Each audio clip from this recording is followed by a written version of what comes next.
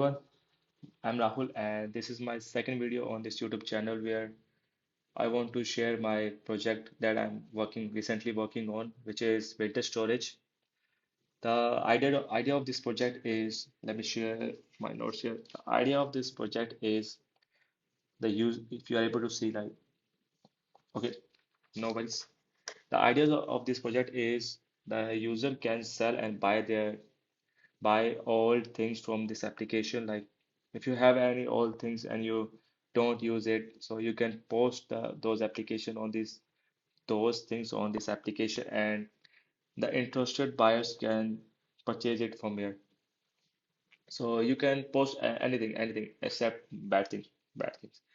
So you can post anything here like shoes, clothes, accessories, electronic devices, etc. And it doesn't have this functionality like you post those things and the buyers can order it online. No, but the buyers can purchase these things if they are nearby.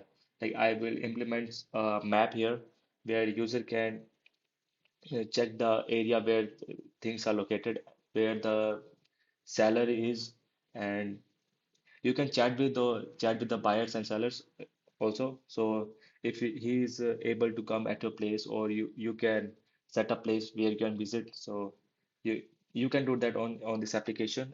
So yeah, this is my idea of this application. And on this application, I wanna try one new thing, which is ads.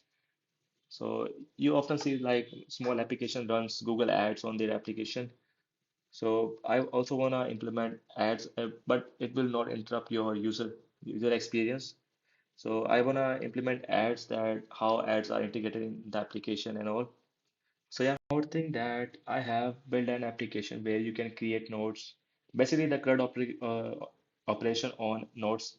So I was trying to use Spring Boot in it, and yeah, I'm learning Spring Boot for about like 6 months, and this is my final project where it is all authenticated, where like every and each request you send to the server is authenticated.